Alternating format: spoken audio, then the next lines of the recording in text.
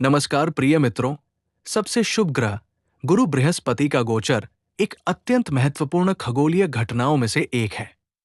देवगुरु बृहस्पति को ज्ञान, अपार धन, ऊंचाई, उच्च शिक्षा, धर्म, अध्यात्म और सुंदर वैवाहिक जीवन और संतान देने का कारक माना जाता है। जब ये वक्री होते हैं, यानी उल्टी चाल चलते हैं, तो बना बनाया कार्य आखिरी में आके रुक सा जाता है और धन के लिए अलग अलग अड़चने आ जाती है। हर क्षेत्र में अवरोध उत्पन्न हो जाते हैं और जैसे ही ये वक्री से मार्गी हो जाते हैं, यानी उल्टी चाल से सीधी चाल में आते हैं, वैसे ही हमारे सभी कार्यों को गति मिल जाती है।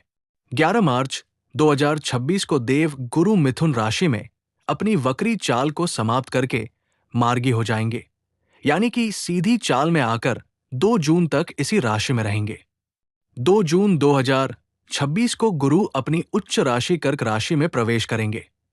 2 जून को उच्च राशि में प्रवेश करते ही गुरु बृहस्पति अपना सर्वश्रेष्ठ प्रभाव तो देंगे ही देंगे, लेकिन अभी 11 मार्च से ही धीरे धीरे इसकी शुरुआत हो जाएगी। आइए जानते हैं कि 12 राशियों पर कैसा प्रभाव पड़ेगा इस गोचर का। इस वीडियो में हम 4 राशि की बात करेंगे। आइए जानते हैं मेष राशि के बारे में।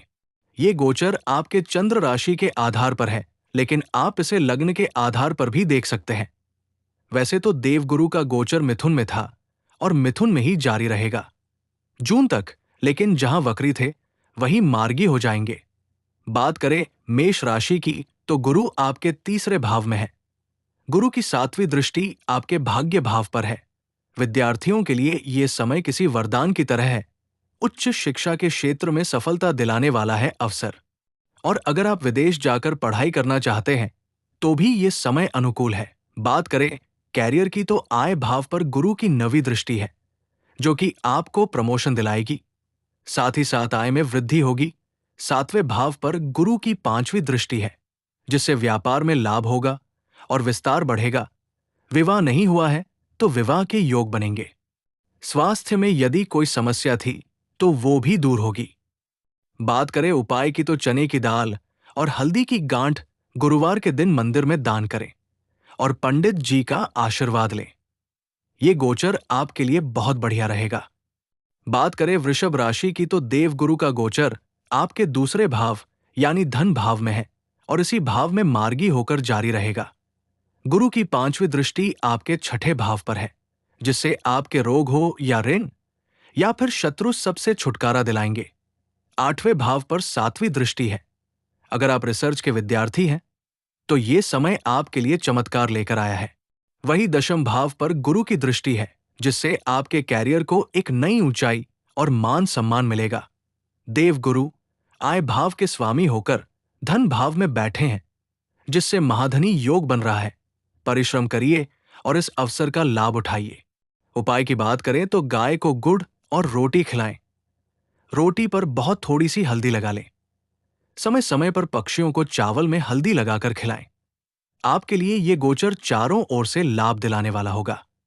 बात करें मिथुन की, तो ये गोचर आपकी राशि में है, जिससे आपके व्यक्तित्व में एक अद्भुत आकर्षण आ जाएगा। आपकी बातों को लोग ध्यान से सुनने लगेंगे। आपका निर्णय प्रभावशाली रहेगा। गुरु की 5वीं दृष्टि आपके 5म भाव पर है। अगर आप विद्यार्थी हैं तो कहना ही क्या, लाभ ही लाभ मिलेगा आपको। और संतान की इच्छा है तो उसका भी योग बन रहा है। अगर विवाह नहीं हो रहा था तो उसका भी योग बन रहा है, क्योंकि 7म भाव पर गुरु की 7वीं दृष्टि पड़ रही है। भाग्य भाव पर गुरु की 9वीं दृष्टि पड़ रही है, जिससे आपके भाग्य का साथ आपको मिलता रहेगा। कुल मिलाकर आपके लिए ये समय चारों तरफ से सफलता दिलाने वाला है। बात करें उपाय की, तो भगवान विष्णु के किसी भी मंत्र का जाप करिए या ओम नमो भगवते वासुदेवाय, इस मंत्र का जाप करिए। आपके लिए ये समय सर्वोत्तम है। बात करें कर्क राशि की, तो गुरु का मार्गी होना आपके 12वें भाव में है। 12वां भाव जहां विदेश और मोक्ष का है, वही व्यय का भी है। अगर आप व्यय से बहुत परेशान थे तो अब आपका धन सही दिशा में खर्च होगा। जो विदेश जाने का मन बना रहे हैं उनके लिए ये समय बहुत बढ़िया है। विदेश से जुड़कर कार्य करने में लाभ ही लाभ दिख रहा है। घर में विवाद था तो उससे भी मुक्ति मिलेगी और माता के स्वास्थ्य में दिक्कत थी तो उसमें भी सुधार होगा। किसी तीर्थ यात्रा पर जाना चाहते थे तो ये समय अनुकूल है। बात करें उपाय की तो भोलेनाथ को जल में चंदन मिलाकर चढ़ाएं और पीपल के पेड़ में भी चढ़ाएं। ये गुरुवार को अवश्य करें। धन्यवाद।